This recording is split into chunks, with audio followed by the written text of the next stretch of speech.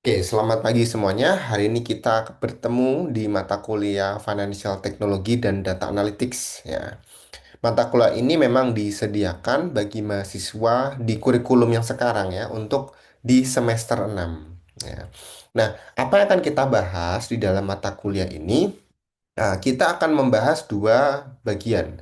Sebelum UTS, kita akan berbicara mengenai financial technology atau teknologi finansial, ya. Bahasa Indonesianya bisa techfin, ya, atau fintech lebih umum di kalian.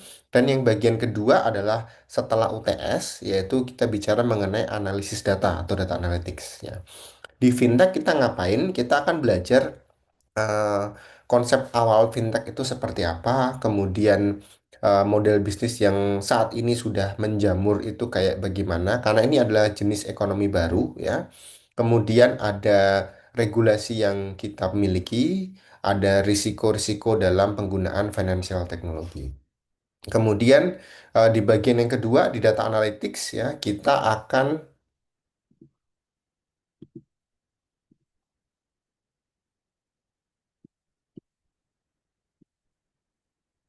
Oke, di bagian data analytics kita akan belajar bagaimana untuk melakukan analisis data keuangan termasuk cleaning, exploratory sampai ke terkait dengan credit scoring. Nah, di credit scoring itu nanti biasanya banyak dipakai oleh jasa-jasa perbankan yang memang membutuhkan afiliasi terkait dengan penilaian kolektibilitas dari si customernya.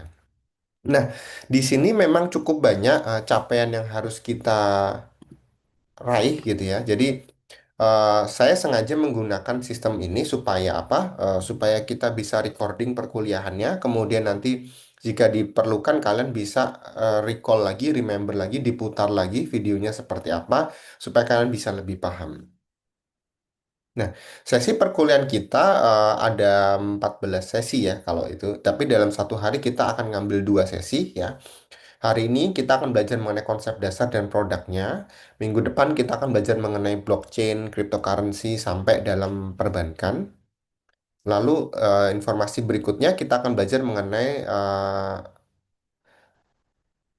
terkait dengan risiko, keamanan, dan juga studi kasusnya terkait dengan kondisi yang ada di Indonesia.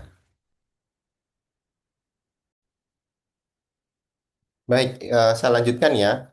Kemudian di minggu kelima dan keenam atau 3 minggu lagi kita akan berbicara mengenai eh, InsurTech atau RegTech ya. Itu adalah aplikasi yang bisa membuat kita lebih nyaman melakukan transaksi terkait dengan asuransi, kesehatan maupun untuk registrasi gitu ya. Termasuk salah satunya menggunakan eh, robo advisor yang sering kita temuin di beberapa aplikasi digital. Kemudian ada juga kita bicara mengenai risiko dan keamanan di dalam menggunakan teknologi ini. Nah, di pertemuan berikutnya kita akan berbicara mengenai studi kasus dan di situ juga akan ada ujian tengah semester kalian. Jadi di ujian tengah semester ini kita akan membahas apa atau apa yang akan dibahas oleh mahasiswa dalam ujian tersebut adalah seluruh materi yang sudah kita pelajari dari sesi 1 sampai dengan sesi 7.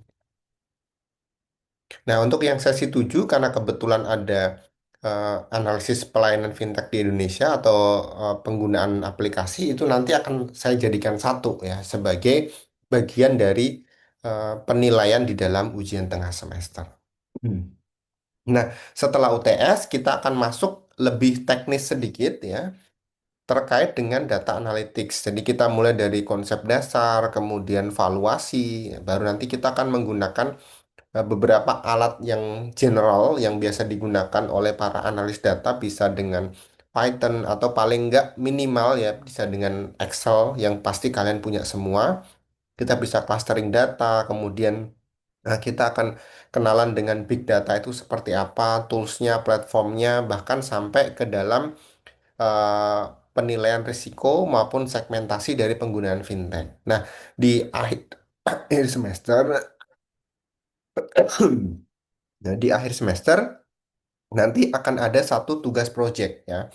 Tugas projectnya inilah yang akan dinilai sebagai nilai ujian akhir semester atau nilai UAS, yaitu kalian akan mempresentasikan sebuah project ya, sebuah pengenalan mengenai sistem atau layanan dari teknologi finansial yang sudah ada di Indonesia.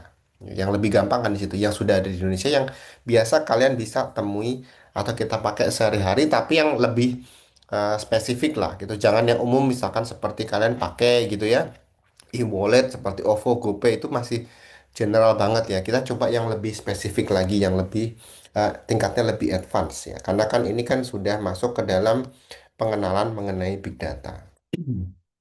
Kira-kira itu untuk perjalanan isi dari mata kuliah ini dari pertemuan pertama sampai pertemuan terakhir di ujian akhir semester. Kemudian untuk penilaiannya saya menggunakan komponen baku ya dari universitas, ada kuis atau tugas. Jadi setiap sesi itu pasti ada evaluasi ya. Kita sebutnya kuis saja gitu ya. Karena evaluasi untuk melihat seberapa paham kalian dengan materi yang sudah kalian dengarkan atau yang sudah kalian pelajari. Kemudian ada UTS itu 35%, kemudian UASnya 35%. Untuk referensi di sini ada 5 referensi yang kita gunakan ya. Ada termasuk buku, kemudian ada jurnal dan juga ada beberapa pengetahuan terkait dengan data analytics dan juga penggunaan financial teknologi. Ya. Nah, di sini kalau kalian search di Google itu sebenarnya bisa banyak diakses ya. Ada e-booksnya, kemudian ada beberapa akses yang gratis dari Perpustakaan Nasional. Kalian bisa download, bisa baca gitu. Tapi dia memang ada jangka waktu. Kalau dari Perpustakaan Nasional itu misalnya 2 minggu, nanti setelah 2 minggu kalian sudah tidak bisa akses lagi. Jadi harus pinjam ulang. Jadi seperti kayak di perpustakaan gitu. Pinjam, nanti kalian bisa download PDF-nya, bisa dibaca. Setelah waktunya selesai ya kalian udah nggak bisa baca lagi. Kalian harus pinjam lagi. Atau harus kayak sempat sudah dikembalikan, kalian pinjam ulang. Ya. Itu kira-kira gambaran umum terkait dengan mata kuliah ini. Ya, di hari ini, sesi ini ada dua. Kita akan belajar konsep dasar dan juga produknya. Nah, untuk masing-masing sesi sudah saya siapkan.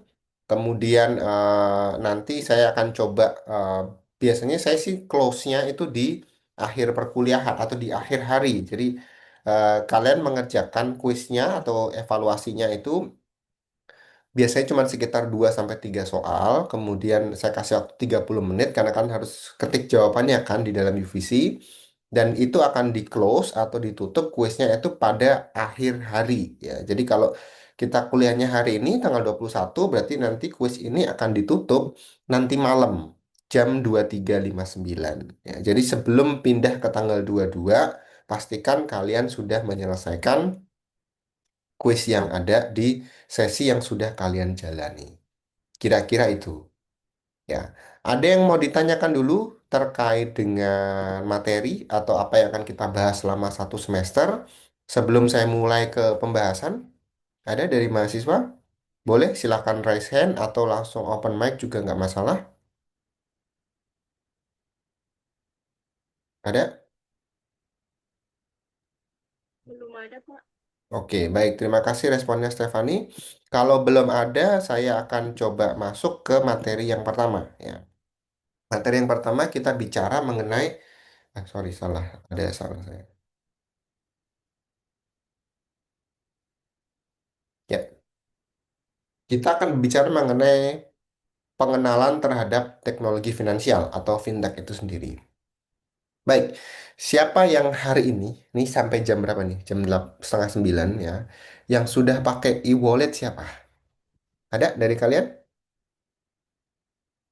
Berapa banyak yang sudah pakai e-wallet? Ya, Stefani pakai apa? Oke. Aku, Oppo, GoPay, GoPay, sama Yang hari ini sampai pagi ini. hari Baru, ini tadi baru pagi ini. baru ini siapa pakai pakai apa? Yang dari pagi aja. Belum ada, Pak. Saya belum teman-teman. Belum ada. Oke, belum ada yang belanja ya.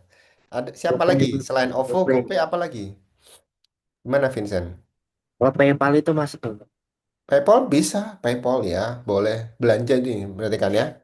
Apa lagi? Apa lagi? E-wallet apa lagi?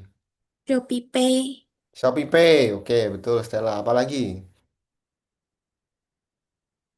Cuma itu aja yang kalian pakai ya. Kalau si Bank itu masuk tuh. Si bank ya, si bank ya. Tapi dia kategorinya digital banking ya. Ya nggak apa-apa, sama aja.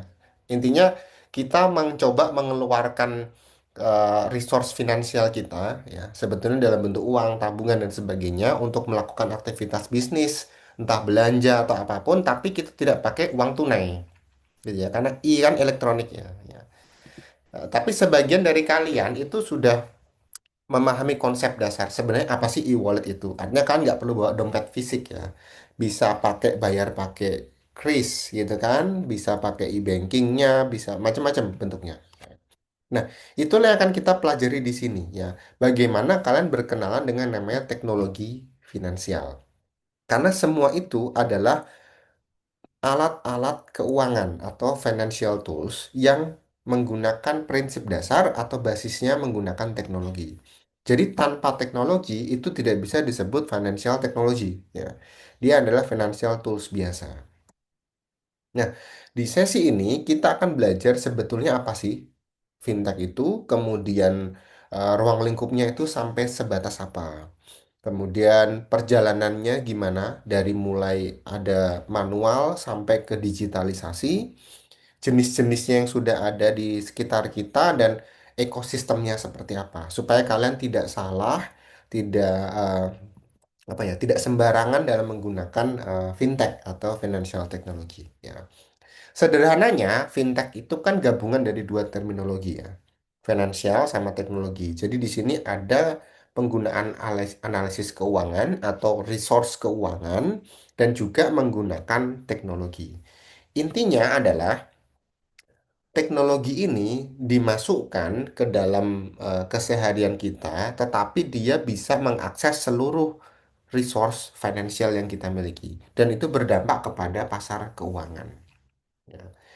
Baik dari Financial Stability Board secara global, dia kurang lebih seperti itu. Ya, ada bisnis model, ada aplikasi, proses dan sebagainya. Maupun di Indonesia, kita punya regulator Bank Indonesia itu dia menggunakan pendekatan bahwa ini merupakan sistem keuangan.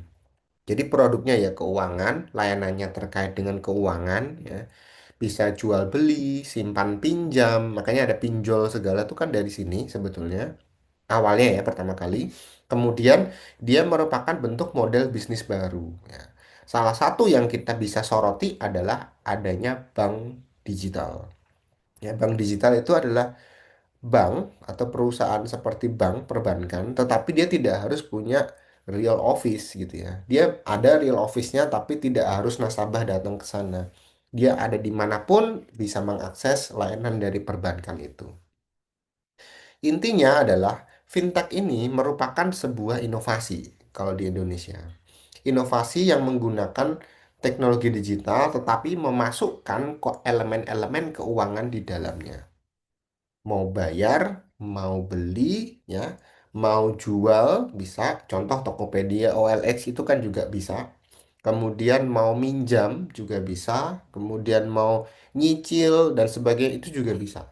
Jadi semua yang eh, terkait dengan inovasi keuangan itu masuknya ke klaster fintech ya. Jadi ini adalah klaster ekonomi baru. Nah, gimana sih perjalanannya ya? Fintech yang ada sekarang itu sudah teknologinya sudah yang paling terakhir ya.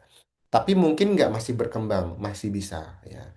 Pertama kali muncul itu justru di tahun 1800-an ya. Jadi jauh sekali itu sudah ada. Dulu ada yang namanya telegraf atau ATM ya. ATM kan sudah ada lama sekali. Jadi kita nggak harus ngantri di bank. Tapi kalau di Indonesia itu mungkin baru masuknya di sekitar tahun 1980 penggunaan ATM itu sendiri. Tapi secara global di dunia ATM itu sudah pernah ada ya. Bahkan di 1800-an sudah ada. Dari revolusi industri sebetulnya.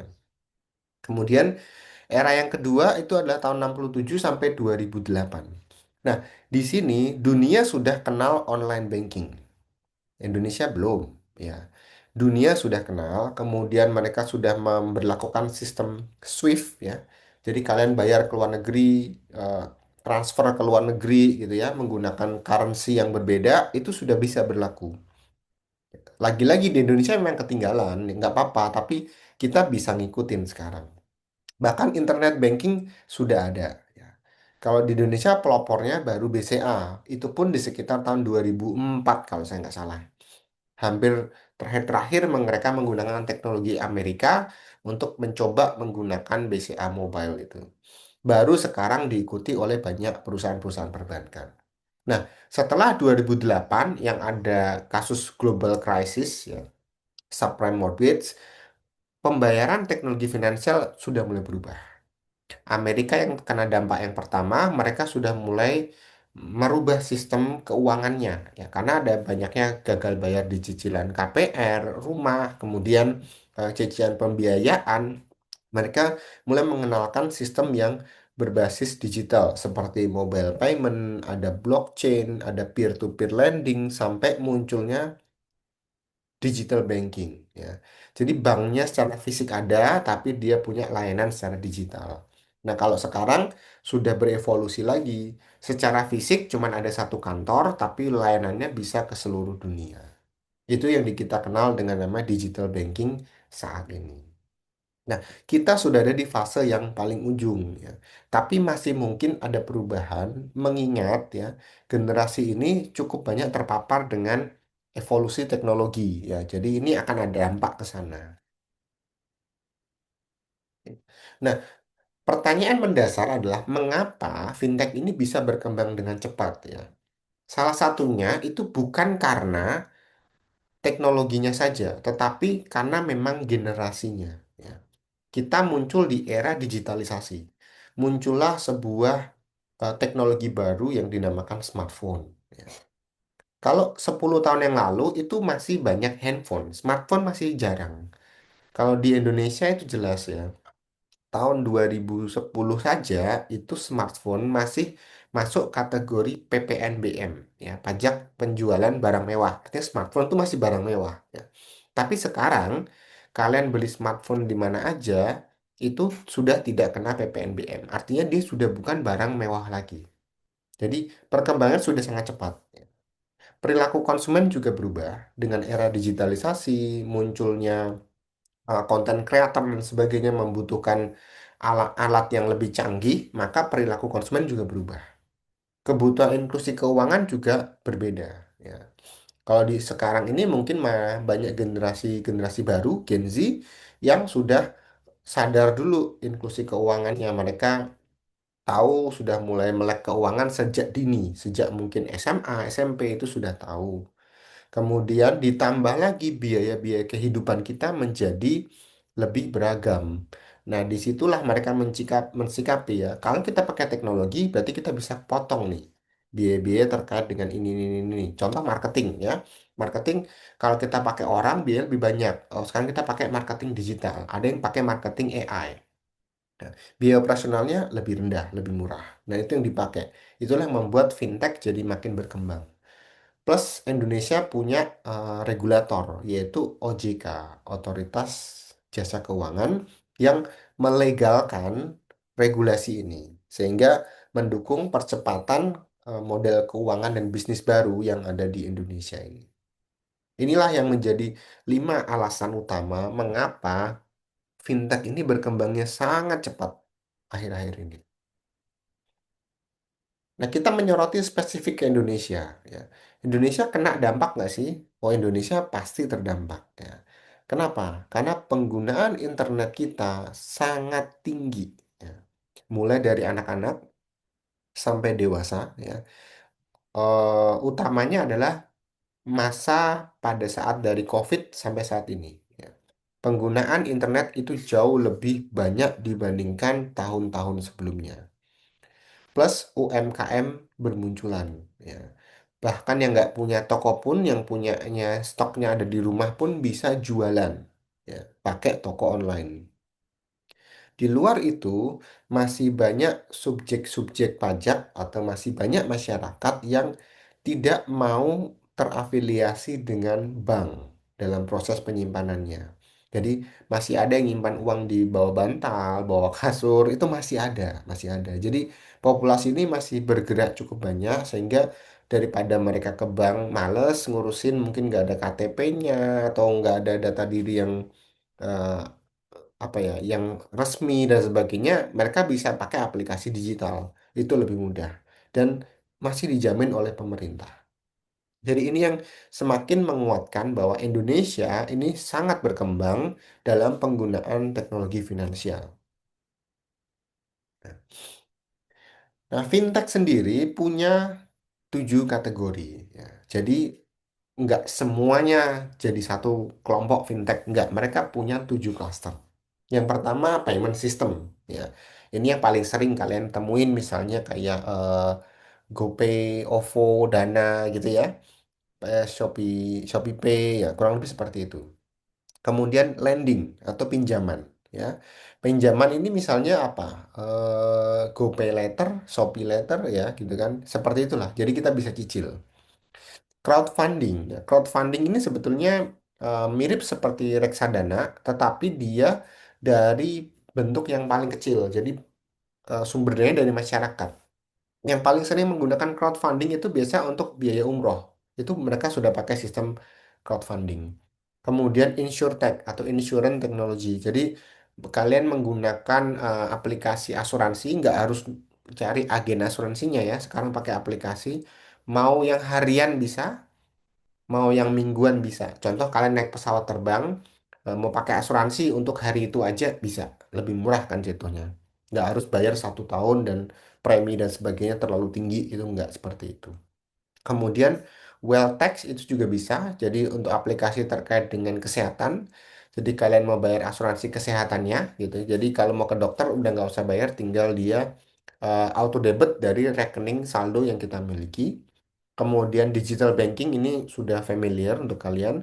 Kemudian ada regulatory technology. Jadi ini ada aturan-aturan dasar yang menggunakan batasan-batasan terkait dengan penggunaan teknologi finansial. Jadi ada 7 kelompok ini yang sebetulnya sudah ada di Indonesia. Tapi mungkin yang paling dominan di kalian itu adalah payment system yang paling banyak dipakai. Atau lending yang suka pinjol atau menggunakan pay later. Atau asuransi ya, sama digital banking. Yang lainnya mungkin jarang, jarang sekali. Nah, ekosistemnya kayak apa? Lingkungannya harus seperti apa? Yang pertama dia bisa datang dari yang namanya perusahaan startup, perusahaan-perusahaan baru. Ya. Dan ini cukup banyak ya, apalagi terakhir-terakhir ini muncul ada seperti kayak Superbank. Kemudian sebelumnya ada Aladdin gitu, ya, Aladdin Bank. Itu juga sama. Itu model-model startup bisnis yang bisa bergerak di situ. Bisa juga dari perbankan itu sendiri yang sudah established, dia bikin aplikasi yang kita bisa pakai. Regulatornya harus ada. Regulatornya harus ada. Jadi ini harus menjamin bahwa peraturan dasar itu ditegakkan dengan benar. Jadi ini adalah wasitnya gitu ya. Kalau dalam sebuah pertandingan ini adalah si wasit itu sendiri. Nah, untuk menjamin ekosistem ini harus bertumbuh, harus ada siapa? Ada pemain di dalamnya, yaitu ada investor, ada konsumen. Ya. Konsumen yang butuh pembiayaan, investor yang mendanai. Mereka bekerja saling silang, dikelola oleh siapa? Bisa startupnya, bisa banknya, gitu, dan diawasi oleh si regulator. Tanpa harus bertemu antar muka. Ya. Mereka bisa menggunakan infrastruktur teknologi. Ya. Nggak harus pakai telepon loh sekarang. Cuman ngisi-ngisi aplikasi aja, tiba-tiba sudah bisa terdaftar. Gitu. Jadi ini adalah keunggulan ekosistem dari fintech. Tidak kaku, tetapi dia butuh banyak elemen memang untuk bisa saling terkait.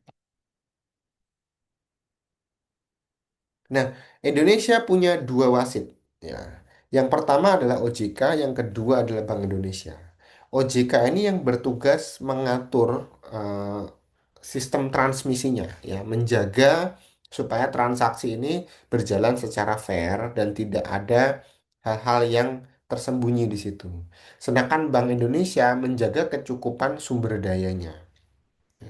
Jadi kalau kalian mau melakukan contoh ya, ada pinjaman online. Berarti kan harus punya saving di bank. Nah, Bank Indonesia menjamin bahwa perusahaan ini punya cukup uang untuk dilakukan proses peminjaman kepada si konsumen. Mereka yang menjamin, OJK yang mengawasi di lapangan. Jadi dua pihak ini harus saling bekerja sama untuk mendapatkan atensi publik yang cukup sehingga mereka masyarakat atau konsumen itu merasa aman ketika melakukan transaksi dengan financial technology. Nah, contohnya apa? Kalau kita ambil contoh yang paling gampang deh. Ini pasti logo-logo ini sudah sering kalian lihat ya di televisi, di YouTube, ataupun di iklan-iklan juga sering muncul. GoPay hampir semua pakai. OVO juga sama.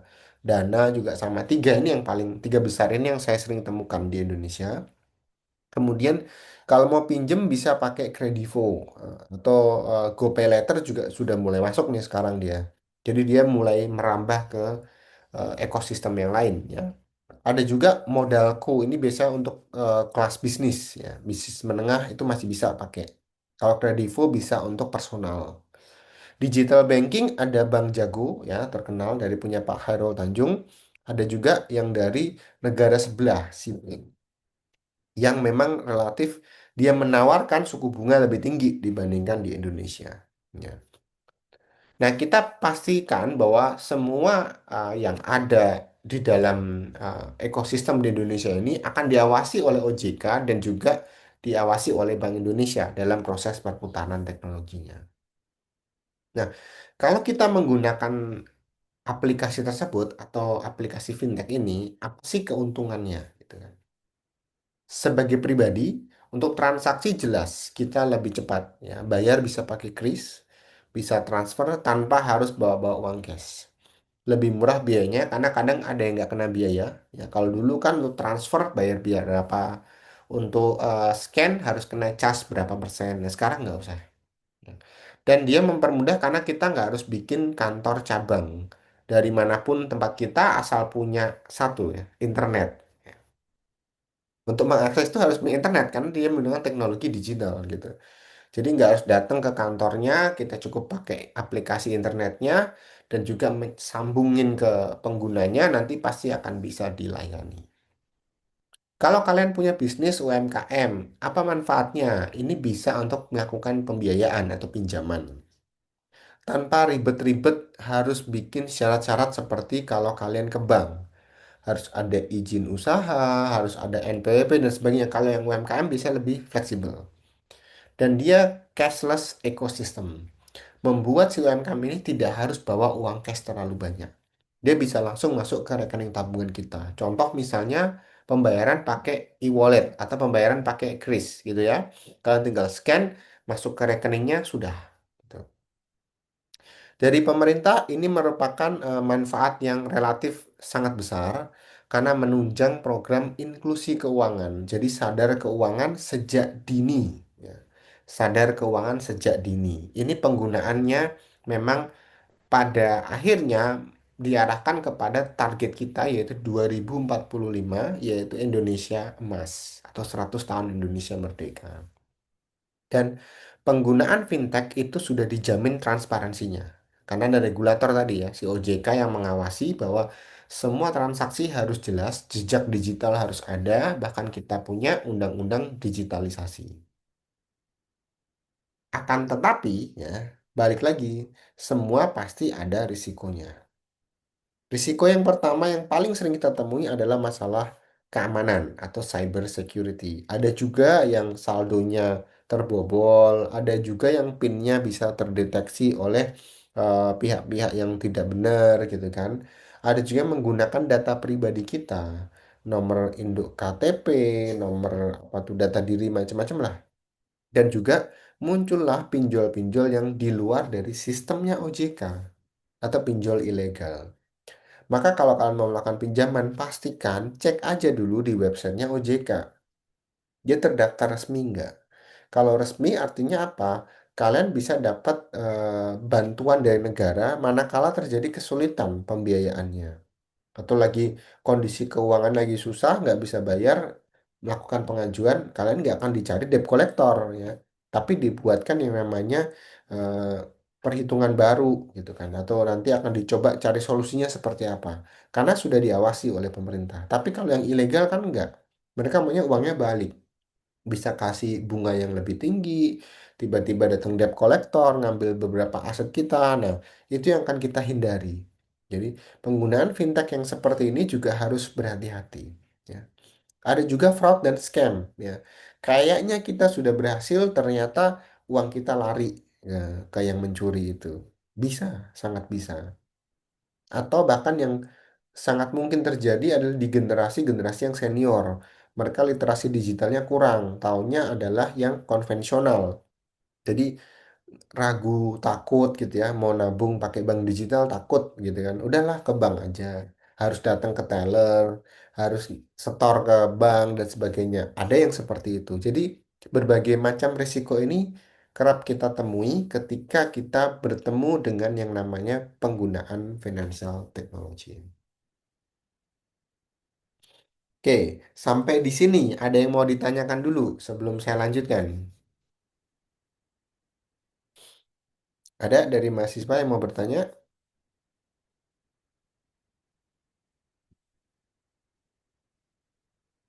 Halo, ada? Baik, kalau belum ada, kita lanjutkan ke pertanyaan diskusi kelas ya. Yang bisa jawab silakan raise hand, nggak apa-apa ya. Yang pertama, kira-kira kenapa generasi kita yang lebih muda itu lebih cepat mengadopsi fintech?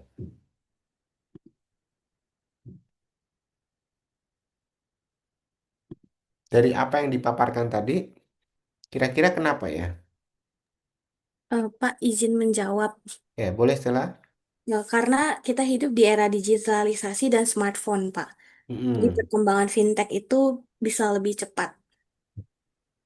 Oke, saya punya pertanyaan yang sebenarnya lebih kalian bisa jawab deh.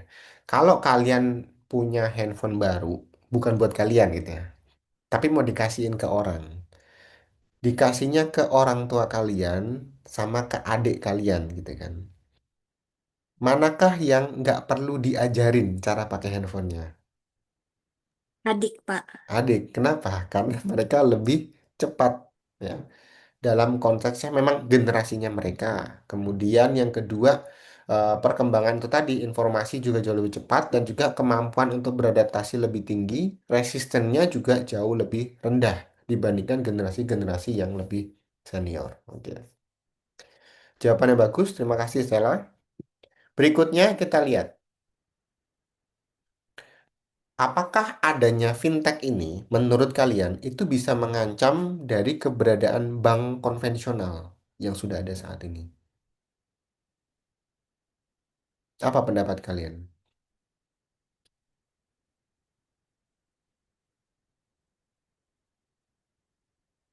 Oke, siapa yang mau Ya, berpendapat? izin menjawab, Pak. Boleh, Iya, Pak. boleh. Menurut saya sih enggak sih, Pak. Karena walaupun sisi vintage itu lebih mudah dan juga lebih cepat atau instan lah ya menurut kita. Tapi kan tetap aja ada eh, sa- kekurangannya gitu ya, Pak. Kan bank memiliki Hmm, keunggulan yang lebih struktural gitu loh. Dia, hmm, menurut saya sih banget tuh lebih punya, bank konvensional itu punya kepercayaan yang lebih tinggi di mata publik. Dan juga pasti pengawasannya lebih ketat dari BI ataupun OJK. Jadi ya hmm. tentunya dari sisi regulasi bank konvensional lebih ketat lah Pak, atau lebih terkait resikonya lebih rendah dibanding vintage gitu. Jadi Ya, masih ada beberapa orang yang masih memilih bank konvensional. oke. Terima kasih Elia. Saya tambahkan, apa yang dijelaskan Elia betul. Ini sebetulnya bukan ancaman. Kenapa bukan? Yang pertama adalah masih banyak masyarakat kita yang sifatnya unbanked, artinya yang belum berkenalan dengan bank gitu ya, masih pakai simpan sendirilah uangnya. Itu satu. Itu adalah targetnya si fintech tuh di sana. Jadi bukan memindahkan konsumen bank konvensional ke fintech, enggak seperti itu. Nah, kemudian yang kedua, apa yang disebutkan Elia betul. Untuk masuk ke sistem perbankan yang konvensional, untuk kita mau bikin bank baru deh, itu izinnya berlapis-lapis ya, nggak gampang. Terus, kalaupun sudah jadi banknya, ada kantornya, ada fisiknya, kita harus nyari konsumen kan. Itu pun juga saingannya nggak mudah. Karena contoh kayak BCA, BRI, Mandiri, konsumennya sudah ada di mana-mana. Nggak mungkin mereka tiba-tiba pindah hanya karena ada bank baru gitu. Jadi mereka bukan ancaman karena apa? Karena market share-nya beda, pasarnya beda. Dan sasaran mereka bukan orang-orang yang sudah ada di bank konvensional. Mereka menyasar orang-orang yang belum apa ya, belum berkenalan dengan bank konvensional atau belum percaya dengan bank konvensional atau bahkan mungkin yang sistemnya mungkin uang saya nggak banyak kok jadi ngapain ke bank konvensional. Nah, yang kecil-kecil inilah yang jadi targetnya si fintech itu sendiri. Itu. Ya, terima kasih Elia. Dan yang terakhir, ini yang paling cukup signifikan. Apakah menurut kalian semua aplikasi yang ada di fintech dari 7 klaster tadi itu bisa membawa dampak positif? Coba, saya mau dengar pendapat kalian. Kalau iya, dampak positifnya apa?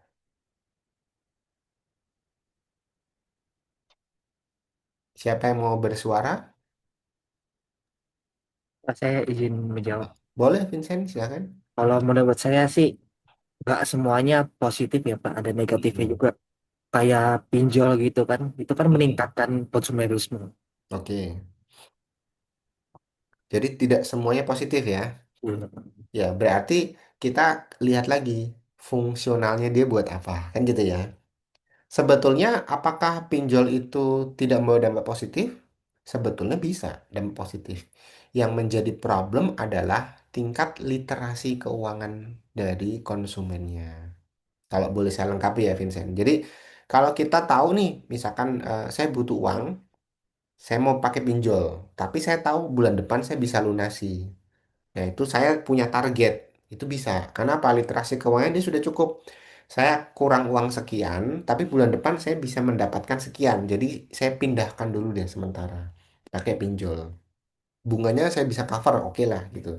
Itu bisa in a positive way. Artinya apa? Literasi keuangan, kemampuan dia kelola keuangan itu sudah oke. Tetapi yang nggak oke itu bagaimana yang bawa dampak negatif? Karena dia kekurangan dia pinjem. Padahal dia nggak berpikir bulan depan dia bisa nutup nggak. Masih kurang lagi pinjem lagi. Jadi kayak gaya lubang tutup lubang terus saja. Nah itu yang menjadi masalah. Ya.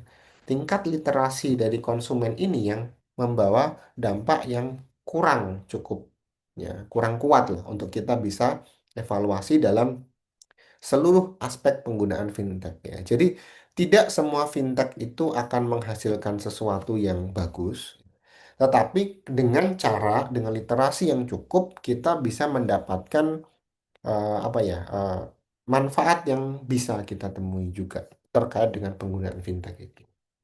Oke, itu tadi terkait materi pertama yang kita bicara menggunakan pendekatan umum, yaitu pengenalan awal sih menggunakan fintech.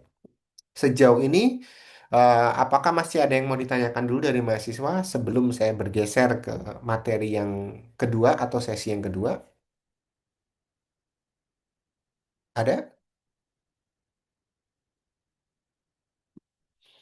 Tidak ada? Oke, baik. Kalau tidak ada, saya lanjutkan aja langsung ya. Jadi nanti di, ya, Stefani. Oh, enggak, Pak. Oke, saya lanjutkan dulu materinya. Nanti kalau kita sudah selesai 2 sesi atau 2 materi, kemudian di sesi berikutnya masih ada waktu kosong, silahkan kalian boleh pakai untuk melakukan evaluasi atau mengerjakan kuis yang sudah ada di UVC. Saya Oke, lanjutkan, Pak. oke. Saya lanjutkan di materi sesi kedua. Kita bicara mengenai produk dan model bisnis dari fintech atau financial technology. Nah, tadi sudah saya tanyakan gitu ya. Kalian hari ini pakai apa? Wah, belum ada yang belum pakai. Tapi kalau dalam 1 minggu pasti sudah banyak yang pakai kan dari jenis-jenis yang saya jelasin tadi ya. Pasti sudah hampir semua pakai. Ada GoPay, OVO, Dana, mungkin semua dipakai ya. Ada yang satu nempel dengan Gojek, ada yang satu nempel dengan Grab, ada yang nempel dengan apa. Semua pasti pakai. ShopeePay juga pasti ada yang pakai buat belanja gitu. Nah, apa yang akan kita pelajari di sini? Kita akan belajar model bisnisnya itu seperti apa. Kemudian contoh nyatanya di Indonesia. Nah, tadi ada 7 kategori fintech ya. Nah, di sini saya hanya akan bahas 4 dulu. Sisanya nanti di pertemuan berikutnya yang seperti InsurTech, kemudian WealthTech, dan RegTech itu nanti. Yang ini kita bahas mengenai digital payment dulu untuk pembayaran. peer-to-peer lending untuk peminjaman, crowdfunding untuk pengumpulan dana, sama digital banking. Empat ini yang paling banyak. Ya. Oke, kita mulai dari yang pertama yaitu digital payment atau garba pembayaran digital. Ya. Kalau di kita ada yang namanya GPN. Kalau mau lebih pasti, silakan ambil ATM kalian, cek di situ pasti ada logo Garudanya, ada tulisannya GPN. GPN itu apa? Garba Pembayaran Nasional. Jadi itu membuat seluruh aplikasi banking kalian itu bisa diterima di seluruh merchant. Nah, digital payment itu apa? Digital payment itu menggunakan sistem digital, ya, artinya dia pembayaran berupa sistem digital, tetapi dia bisa ngambil resource keuangan kalian tanpa harus keluarin uang tunai. Jadi misalkan punya tabungan 1 juta, kalian bayar pakai kris 500 ribu, sorry 300 ribu gitu deh. Maka tabungan kalian tiba-tiba akan berkurang 300 ribu dan menyisakan uang 700 ribu tanpa kalian harus ngambil uang ke ATM atau minta uang cash ke bank dan sebagainya, itu nggak perlu. Ya, itu namanya digital payment. Nah, karena dia sistemnya terkait dengan regulasi keuangan, maka wasit utamanya adalah Bank Indonesia. Dia akan lihat perputaran uangnya kemana nih, gitu. Ini dipakai dengan benar untuk konsumsi, untuk investasi, atau untuk korupsi, kan gitu ya. Jadi pilihannya kan cuma itu. Indonesia bisa meningkatkan konsumsi untuk belanja, untuk investasi, untuk keamanan kita, security kita, atau bahkan mungkin untuk melakukan pencucian uang. Itu bisa juga. Nah, maka mereka bisa melihat seluruh akses itu. Nah, bentuk digital payment banyak. Ada e-wallet yang kalian pakai. Ada mobile banking kalau mau transfer. Ada yang pakai QR code, ya. QR code, ya. Yang sering kalian temuin lah kalau misalkan bahkan belanja di abang-abang aja bisa pakai pembayaran QR code kan gitu. Atau payment gateway atau garba pembayaran nasional. Yang saya udah bilang di setiap ATM itu pasti ada GPN dan itu sudah minimum dari fee atau pembayarannya yang sudah disepakati oleh seluruh bank di Indonesia. Jadi nggak perlu ada tambahan cas. Nah, contohnya apa? Kalau e-wallet yang populer ya tiga ini atau Shopee tambahannya gitu ya. QR kita cuma satu sih, Kris. Di luar negeri ada banyak, tapi di Indonesia yang masih dominan dan paling banyak ditemui itu adalah Kris. Model bisnisnya bagaimana? Bisa menggunakan merchant fee. Jadi kita belanja di merchant, bayarnya pakai QR-nya merchant, nanti dia contoh 1 juta gitu kan, nanti ada profit sharing. Di situ ngambil 1%. Jadi banknya itu minta fee 1% dari situ, dari setiap penjualan. Jadi nilainya pasti udah di-upgrade dulu, nambahin sedikit. Kemudian dananya itu sifatnya float fund. Float fund itu apa? Dana itu sebetulnya float fund itu artinya dana mengambang. Artinya dana itu tidak ada di tempat dia real, tapi dia bisa langsung transfer antar banking. Dan ini butuh yang namanya kerjasama ekosistem. Yaitu model bisnisnya seperti itu. Jadi kalau merchantnya nggak ada kerjasama dengan vendor atau nggak ada kerjasama dengan bank, dia nggak mungkin dikasih alat untuk token untuk merchantnya itu. Jadi nggak bisa dia melakukan pembayaran di situ atau nggak mungkin dapat fasilitas dari bank tersebut. Itu adalah penggunaan digital payment. Ya. Yang kedua adalah peer-to-peer lending. Ya. Peer-to-peer lending itu apa? Itu adalah sebuah platform, ya, aplikasi yang mempertemukan buat kalian yang butuh uang untuk minjem sama yang mau ngasih pinjaman, ya. Jadi pemberi pinjaman dan peminjam melalui aplikasi atau platform. Nah, untuk P2P ini wasitnya beda. Wasitnya adalah si OJK. Karena apa? Karena sifatnya pinjam meminjam itu butuh dasar hukum. Nah, yang bisa menegas bahwa ini ada gagal bayar, ada kesulitan keuangan dan sebagainya itu si OJK. Nah, bagi si peminjam maupun pemberi pinjaman itu nanti akan dikenakan tiga ini. Bisa ada platform fee, misalkan bayar apa ya? Kalau di aplikasi itu ada yang cuman bayar biaya biaya aplikasi. Kalau di GoPay namanya biaya aplikasi. Kemudian kalau di bank syariah itu namanya biaya takwid atau apalah saya lupa namanya. Terus ada cuman biaya admin, ada yang namanya biaya admin. Kemudian ada juga biaya service fee juga beda lagi. Kalau kalian sampai datengin si marketingnya, salesnya itu juga ada service fee. Sama ada biaya denda. Kalau tanggal sekian kalian harus bayar, ternyata kalian lewat, dendanya apa? Per hari, per bulan atau apa? Sekian persen, nah itu namanya late fee. Jadi dia ngambil untungnya adalah dari ini platform fee, service fee, dan late fee. Makanya di dalam buku keuangan yang berbasis perbankan, mereka menggunakan istilah yang namanya fee-based income. Jadi pendapatan mereka itu berdasarkan dari fee-fee yang seperti ini. Contohnya di Indonesia ada Modalku, ada Kredivo, ya, yang muncul di TV itu banyak Kredivo, sama Investri. Investri ini untuk misalnya kalian mau repo ya untuk investasi, jadi uangnya belum ada nih bulan depan, tapi kalian mau invest dulu sekarang, nanti ketika bulan depan datang uangnya, kalian bisa ganti ke situ dengan ketentuan yang sama, misalkan harga pendapatannya harus sama dan sebagainya. Itu menggunakan Investri bisa. Ya. Nah, penggunaan peer-to-peer lending atau pinjaman online seperti ini memang ada kelebihan, yaitu cepat, sorry, ini tanpa agunan ya, tanpa agunan. Agunannya itu kecil biasanya, atau bahkan nggak ada ya. Tapi ada risikonya. Risikonya adalah konsumen bisa gagal bayar. Karena namanya pinjaman, kita berharap periode ke depan lancar. Tapi kondisi ke depan kita nggak tahu. Kemudian moral hazard dari si peminjam itu juga ada niatan untuk bayar atau enggak. Itu kan susah ya untuk kita evaluasi.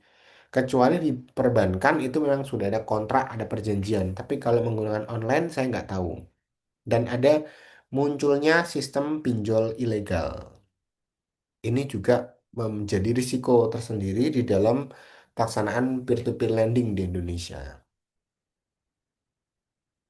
Yang ketiga, ekosistem yang kita bisa pelajari adalah crowdfunding, yaitu penggalangan dana dari banyak orang melalui platform online. Ya. Kalau lihat contohnya, pasti kalian paham ya. Contohnya ada apa? Kita bisa. Itu jenisnya apa? Donation base. Seperti contoh kemarin waktu ada banjir di Sumatera, kita ngumpulin sampai 10 miliar gitu ya. Itu dari donation base. Atau reward base.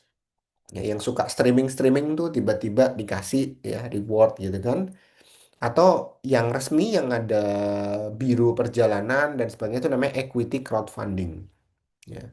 Yang mungkin mau umroh, mau haji dan sebagainya itu namanya equity crowdfunding karena dia digunakan untuk sistemnya yang lebih besar penggunaan keuangannya. Indonesia contohnya ada dua yang paling besar itu kita bisa yang sering kalian ketemuin atau yang ada lagi saingannya itu Santara. Kurang lebih sama ya, kurang lebih sama, sistemnya sama, cuman lebih familiar aja yang si kita bisa ini. Dan yang keempat, jenis yang kita perlu ketahui dari digital banking adalah dari penggunaan fintech adalah digital banking ya. Yaitu adalah bank atau perbankan yang operasionalnya itu sepenuhnya menggunakan platform digital tanpa harus datang ke kantor fisik yang sifatnya dominan ya. Ada kantornya tapi hanya untuk administrasi aja. Nggak harus kita datang ke sana. Ya. Contohnya banyak ya, ada Bank Jago, ada Bank atau bank terbaru adalah Bank Neo. Nah, Bank Neo ini eh, juga menjadi pesaing-pesaing untuk mereka yang sistemnya unbank itu tadi. Ya. Model bisnisnya adalah mereka menggunakan low cost fund ya. Jadi kalau pinjaman dia biayanya lebih murah gitu ya. Atau bahkan tanpa biaya transaksi gitu kan. Kalau nggak salah tuh sekarang yang lagi familiar tuh kayak seperti Crombank gitu, Superbank itu juga sama tuh muncul ya, muncul yang baru. Kemudian ada juga menggunakan fee-based income seperti contoh yang tadi. Jadi kalau mau transaksi ada biaya aplikasi, ada biaya admin, kemudian ada biaya jaminan mungkin gitu ya, atau bahkan biaya keterlambatan berapa, dan dia bisa melakukan cross-selling. Ya. Bisa melakukan tukar output produk ya terkait dengan penggunaan dari afiliasi perbankan yang dimiliki. Nah, jadi kalau mau kita bandingin ya, dari empat tadi ada payment, ada P2P, ada crowdfunding, ada digital banking, mereka punya sumber pendapatan yang berbeda. Kalau payment berarti dia tergantung dari banyaknya merchant yang kerjasama dengan dia. Kalau merchantnya banyak, maka dia dapat fee-nya banyak. Biasanya paling mungkin maksimal 1% ya, per merchant. Tapi kalau 1.000 merchant ya banyak juga. Terus kalau P2P lending ya berarti karena dia menggunakan platform untuk aplikasinya, maka dia menggunakan platform fee ya. Ketika kita pakai mau pinjem bayar platform fee itu yang di-sharing dengan si penggunanya. Crowdfunding itu sedikit berbeda. Crowdfunding itu juga ngambil keuntungan. Jadi meskipun kayak kita bisa dia donasi bisa sampai miliaran, itu di situ ada success fee-nya diambil dari situ. Jadi bukan berarti oh donasi ini dia nggak ngambil apapun. Nah perusahaannya jalannya pakai apa? Nggak bisa dong. Perusahaan harus bisa hidup kan. Nah dia menggunakan success fee untuk biaya hidupnya dari uang-uang yang kita transfer. Contoh kita transfer 1 juta, nanti belakangnya ditambahin 1,05 gitu. 5 rupiah aja deh per success fee. Kalau ada 1.000 orang, jadinya banyak gitu. Nah, beda dengan digital banking, dia menggunakan spread fee ya. Jadi spread itu artinya antara kalian dengan bisnis lain berapa, misalkan oh di sana kasih bunganya 8%. Di sini 9% deh, tapi nanti ada fee tambahan ini. Jadi mereka bikin tawar-menawarnya seperti itu. Masing-masing punya risiko, ada yang fraud, ada yang default risk, artinya bisa jadi gagal bayar ya. Kalau yang P2P lending, kalau payment bisa jadi uh, fake payment atau fraud payment gitu ya. Kalau crowdfunding itu bisa jadi asimetri informasi. Jadi dia ngumpulin untuk donasi, ternyata dipakai buat dia sendiri. Itu sudah ada kejadiannya juga di Indonesia ya. Jadi donasi untuk ini ternyata uangnya ditarik buat dia sendiri. Itu namanya risiko dari asimetri. Kalau digital banking berarti ada masalah pemeringkat risiko. Ya, kita punya credit risk scoring. Kalau digital bank ini credit risk scoringnya tinggi, ini juga berbahaya. Kenapa? Karena artinya bank tersebut itu banyak sekali pinjaman-pinjaman yang bisa jadi gagal bayar dari si konsumen. Tuh. Nah, fintech sendiri punya kontribusi ya. Yang jelas target inklusi keuangan itu bisa tercapai kalau fintech ini dijalankan dengan benar. Kemudian pembiayaan UMKM juga bisa tercapai dengan baik dan juga efisiensi sistem pembayaran nggak harus orang datang ke bank, nggak harus dia lapor sana sini, tapi dia bisa mengikuti proses dari penggunaan aplikasi layanan perbankan yang ada di fintech tersebut. Risikonya juga muncul antara risiko yang sudah ada bertahun-tahun ya seringkali gagal bayar atau fee-nya terlalu tinggi dan sebagainya sampai ke masalah perlindungan konsumen. Ini sangat mungkin terjadi di fintech kita yang di Indonesia. Oke, sampai di sini ya, sampai di sini ada yang mau ditanyakan dulu sebelum saya bergeser ke diskusi studi kasus? Ada?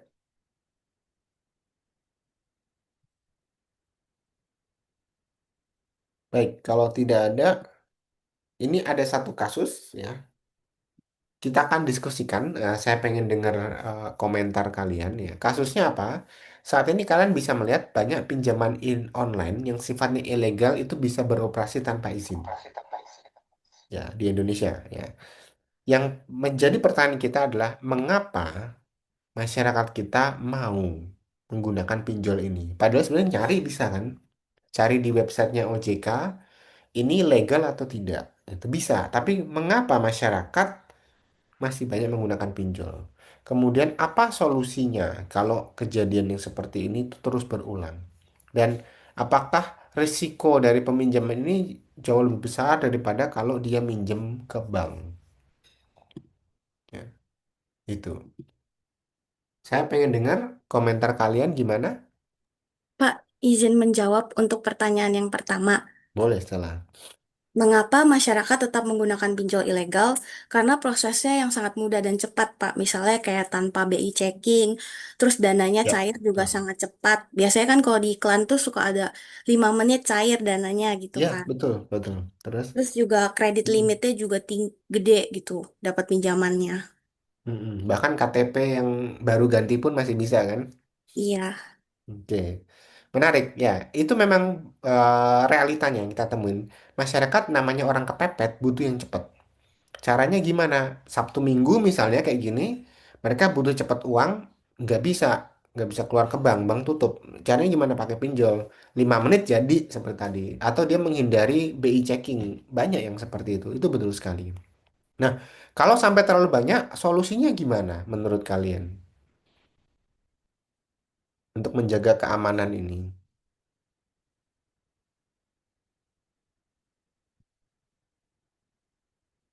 Coba, kalau kalian sebagai regulator punya solusi apa tuh?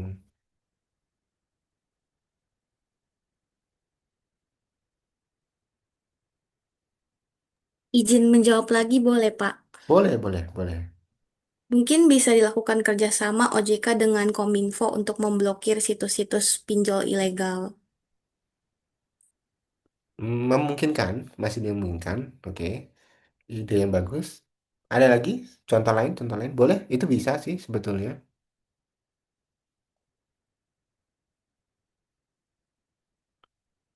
Lebih tepatnya sih kalau mau saya tambahin, dia memang bekerja sama dengan Kominfo dan Bareskrim. Kalau sekarang Bareskrim sudah ada cyber ya. Bagian cyber dan dia bisa langsung tangkap sampai ke akarnya itu bisa ya.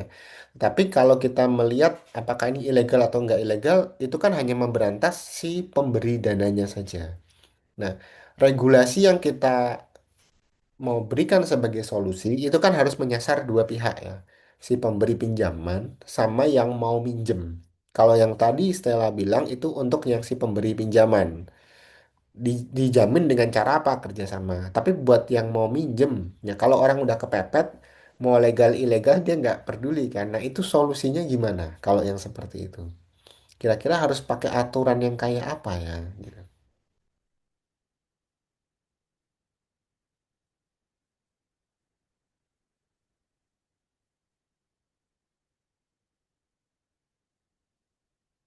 Belum kepikiran. Pak, Gimana? Ya, gimana Stefani? aku nanya, tapi untuk pinjol ilegal dan gak ilegalnya tuh sebenarnya kalau menurut saya kan kayak nggak ada masalah asalkan tetap dibayar gitu, Pak. Iya, betul. Betul nggak sih? Betul, betul. Iya sih. Jadi kayaknya kalau regulasinya yang penting bayar aja. Nah, yang masalah kan yang suka nggak bisa bayar kan? Yang jadi problem di situ.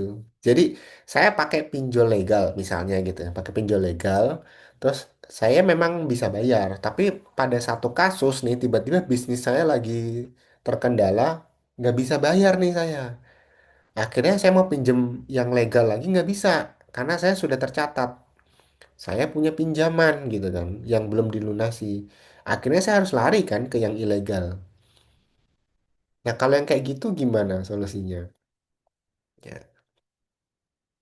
Harusnya kan memang ada ketentuan, kalau menurut saya ya, harusnya ada ketentuan yang membatasi untuk pinjol, mau legal maupun ilegal, itu ada batas maksimumnya.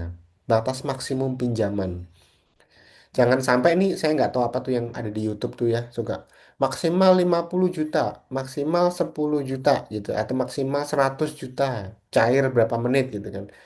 Itu tidak menjadi sebuah solusi, tapi itu malah menjadi masalah baru ya. Kecuali kita kasih plafon atasnya, boleh minjem, tapi maksimal segini nih, yang reasonable dong gitu. Kalau penghasilan kita satu bulan mungkin cuma 10 juta, nggak mungkin kita minjem 50 juta, gitu nggak dikasih kan gitu. Jadi pasti kalau legal pasti nggak dapat, tapi kalau ilegal dia nggak pakai kayak gitu-gituan, nggak pakai slip segala. Ya. Jadi solusi untuk ini adalah ya memberikan batas maksimum untuk pinjaman. Ya, salah satunya cuma itu. Tapi apakah efektif atau tidak, kita balik lagi. Kalau perusahaannya dia punya target, kan namanya perusahaan pinjol itu juga punya target ya. Ibaratnya kayak kalian perusahaan tuh punya target marketing kan, harus jual sekian banyak. Nah, perusahaan pinjol juga sama. Bulan ini harus terserap sekian banyak uang kita. Nah, kalau yang kayak gitu udah nggak bisa diapa-apain karena itu target hidup dari masing-masing perusahaan pinjol itu. Nah, itu harusnya memang dirapingkan lagi. Hanya pinjol-pinjol yang terdaftar yang dia bisa ekosistemnya jadi lebih sehat ya. Persaingannya lebih sehat dibandingkan yang adanya legal dan ilegal. Oke, yang terakhir, pertanyaan yang terakhir.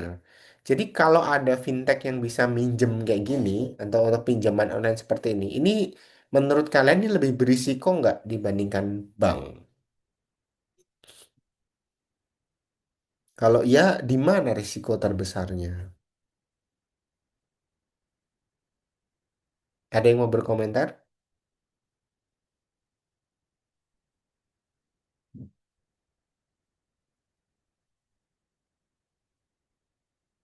Atau kalian kalau disuruh pilih, lebih milih untuk minjem di bank atau pakai pinjol? Gampangnya kan gitu ya.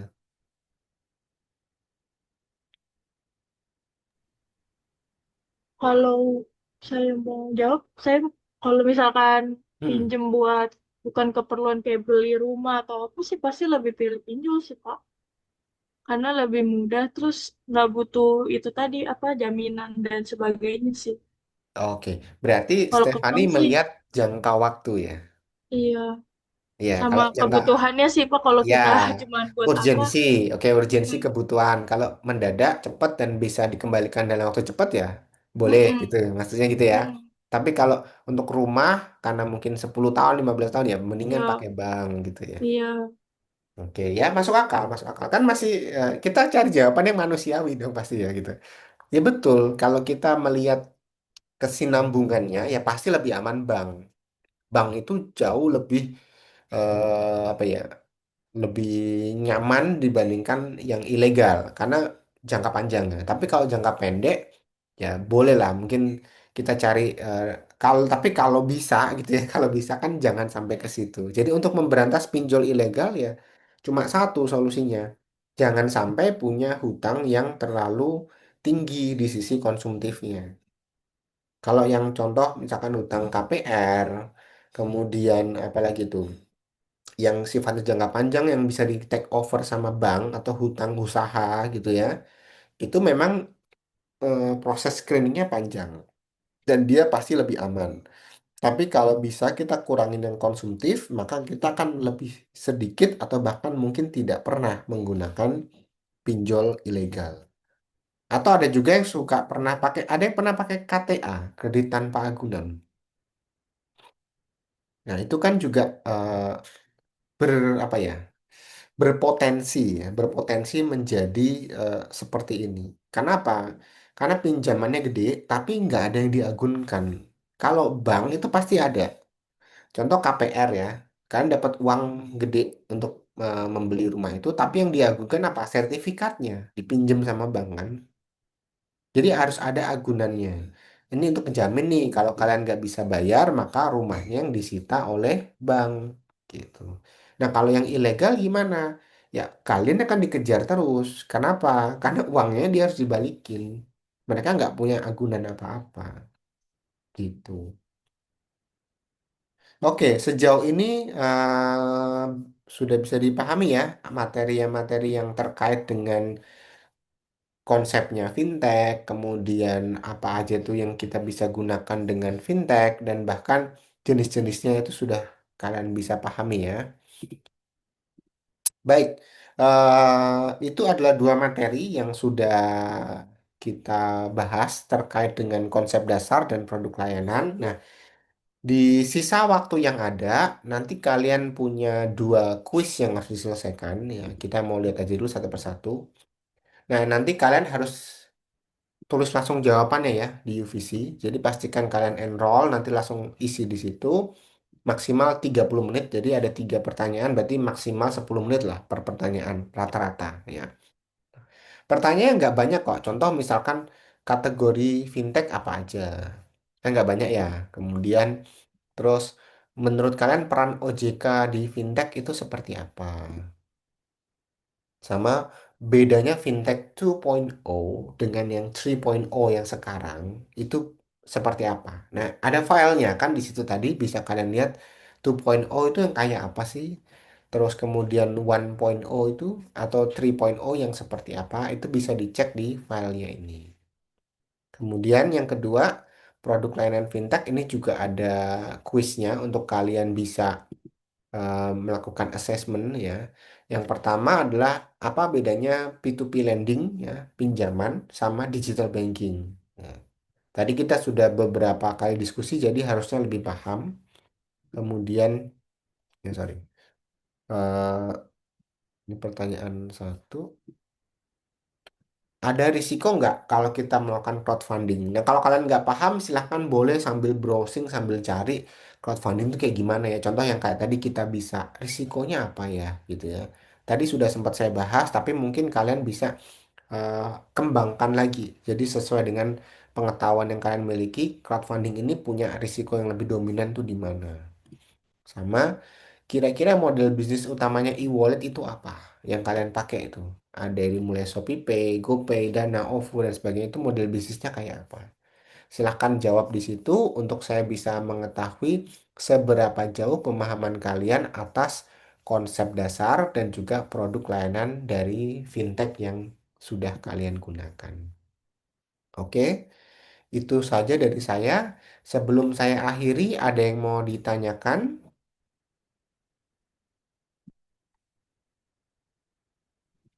Ada yang mau ditanyakan? Mari Pak. Oke, tidak ada. Terima kasih responnya Stefani. Baik, kalau tidak ada untuk kuliah sesi hari ini saya akhiri dulu ya. Di sisa waktu yang ada, silahkan kalian pakai untuk belajar secara mandiri. Nanti untuk rekaman saya akan kirimkan. Kemudian silakan kuisnya nanti diakses dan dikerjakan. Sekali kalian masuk, kalian cuma punya waktu 30 menit ya untuk melakukan pengisian di situ. Jadi pastikan kalian sudah siap dulu, belajar dulu lagi, nggak masalah. Kemudian kuis akan saya tutup sampai nanti malam jam 23.59. Ya, jadi jangan terlambat untuk ngisi kuisnya. Kita akan ketemu lagi di sesi kuliah minggu depan sesuai dengan jam yang sama ya. Kemudian linknya akan tetap sama karena ini link pribadi, jadi saya akan pakai link ini. Seterusnya kodenya sama, kemudian untuk passwordnya juga sama. Jadi silakan nanti kita join lagi minggu depan dan mudah-mudahan tidak ada yang berhalangan dan kita bisa lebih banyak belajar materi lanjutannya terkait dengan berarti minggu depan kita akan belajar terkait dengan blockchain, cryptocurrency, sama fintech yang digunakan di dalam perbankan. Oke, kira-kira itu dari saya. Terima kasih sudah hadir tepat waktu dan kemudian sudah ikut berpartisipasi diskusi dalam kelas. Kita akan lanjutkan sesi kuliah kita di minggu depan. Selamat pagi semuanya.